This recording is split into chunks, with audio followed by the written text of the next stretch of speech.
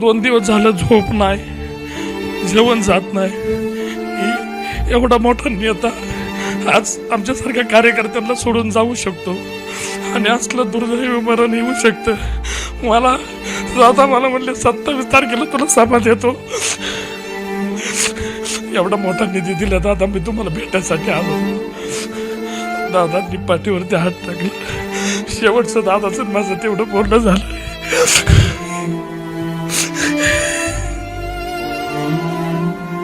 पण दादांनी ज्याच्या वेळेस दादांना भेटत त्यावेळेस दादा माझ्यावरती चिडायचे, सांगायचे अण्णा असं नाही, असं कर, मी हे करणार नाही, ते करणार नाही।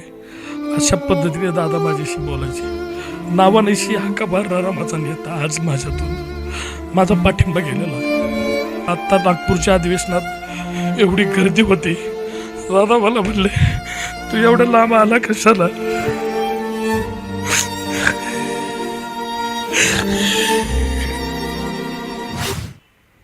राज्याचे उपमुख्यमंत्री, पुणे जिल्ह्याचे पालकमंत्री अजित पवारांचं विमान अपघातामध्ये दुर्दैवी असं निधन झालं। निश्चितच महाराष्ट्रभर शोककळा पसरलेली आहे। दादांचे अनेक कार्यकर्ते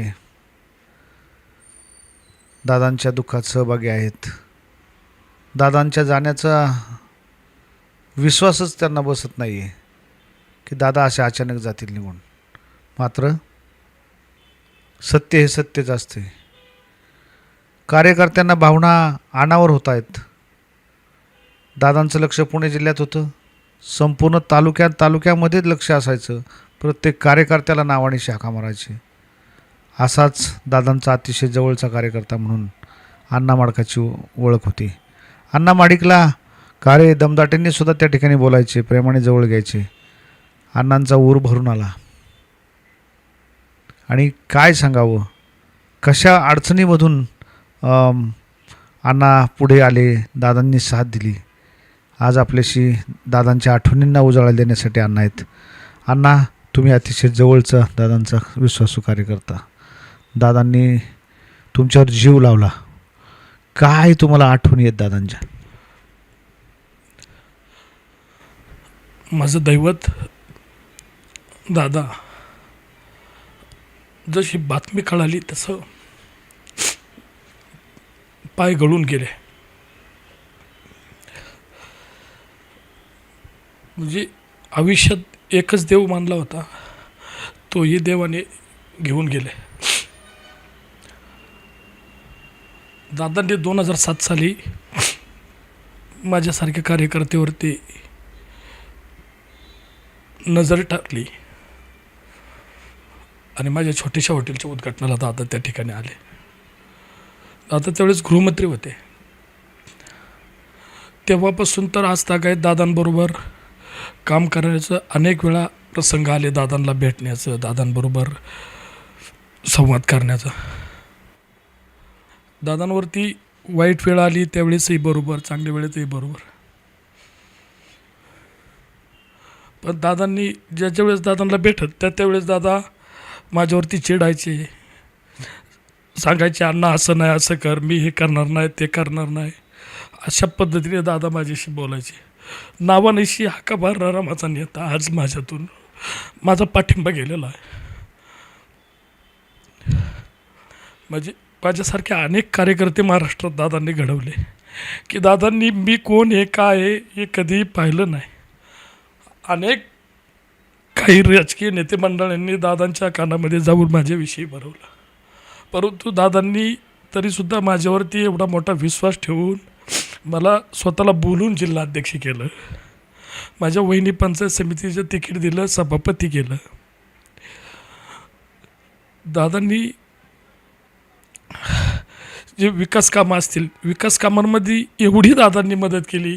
माझ्या क्रीडा संकुलनसाठी पाठपुरावा केल्यानंतर तिथं मान्यता दिली। दादांनी मी उपोषण केल्यानंतर त्या ठिकाणी दादांनी स्वतः लक्ष घालून त्या ठिकाणी आत्ता नागपूरच्या अधिवेशनात एवढी गर्दी होती, दादा मला म्हणले तू एवढं लांब आला कशाला?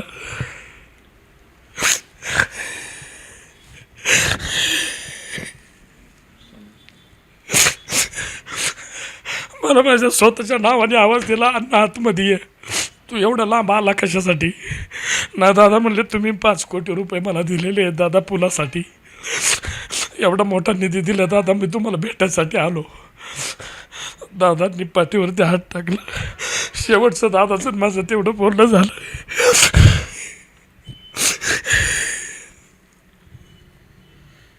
आपण या ठिकाणी पाहिलं की अण्णांना भावना अनावर होत आहेत. समजू शकतो, तुम्ही अतिशय जवळचे होता. काय काय करायचं आता? काय तुम्ही कसं सावरा यातून?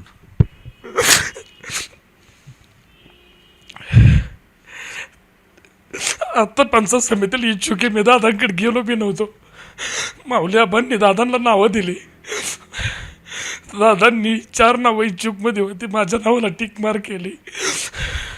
माऊली आबांनी सांगितले, अण्णा तुझ्याबद्दल मला विचारलं बी नाही, बाकीच्या उमेदवारांबद्दल विचारलं आणि म्हटले बाकीचं तू ठरव, पण या नावावरती टिक मार्क कर. मार्केट कमिटीला बी दादांनी माझं नाव सुचवलं, मला सांगितलं वरिष्ठ नेत्याला की अण्णा माडिक त्या ठिकाणी फायनल झालं पाहिजे, त्याला उमेदवारी द्या तिथं. असा प्रेम करणारा नेता आज जगात कुणालाच मिळू शकत नाही. पुणे जिल्ह्याचंच नव्हे तर महाराष्ट्राचं खूप मोठं नुकसान झालं आहे. कधीही नुकसान भरून येणार नाही. आज तुम्ही पाहता या गाण्यातून मला उमेदवारी दादांनी दिली. त्यांच्या आयुष्यातला मी शेवटचा त्यांच्या पसंतीचा उमेदवार आहे. दादांच्या विचारावरती इथून पुढचा काळ सगळ्या त्यांचा विचार आणि त्यांच्या ज्या इच्छा, विकासाच्या बाबतीत आणि गोरगरीब लोकांना मदत, मग त्याच्यामध्ये लाडकी बहीण असेल, त्यांचं संरक्षण करणं. त्या बहिणी बी आज पोरक्या झालेल्या आहेत त्यांचा लाडका भाऊ गेल्यामुळं. उद्याच्या काळामध्ये परिसर, स्वच्छता, पुन्हा शिस्त, या सगळ्या गोष्टीचं अनुकरण करण्याचा मी प्रामुख्याने प्रयत्न करणार आहे. आणि भविष्यकाळामध्ये दादांची मान खाली कधी जाणार नाही. आणि त्यांच्या स्वाभिमानाला की त्यांना साजेसं असं काम इथून पुढच्या काळामध्ये मी प्रामाणिकपणे करेल. दादा आमच्यात नाही आहेत, परंतु मान्यच करू शकत नाही.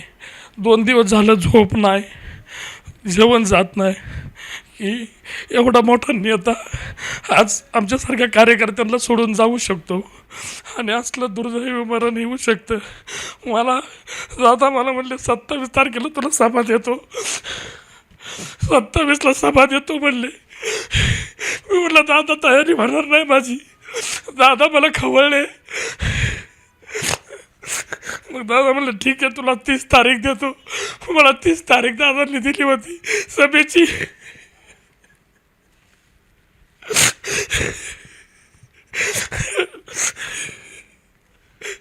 आपण या ठिकाणी पाहिलं की अण्णांनी अनेक आठवणींना त्या ठिकाणी उजाळा देण्याचा प्रयत्न केला आहे. आजही त्यांचा दादा गेल्यावरती विश्वास बसत नाही. खरंच अनेक कार्यकर्ते दादांनी घडवले, मोठे केले, जीव लावला, दमदाटी केली. अशा दादांना कार्यकर्ते विसरणे अशक्य असल्याचं आपल्याला या ठिकाणी पाहते. त्यांना अश्रू अनावर झालेत. फार मोठं दुःख या कार्यकर्त्यांना झालेलं आहे.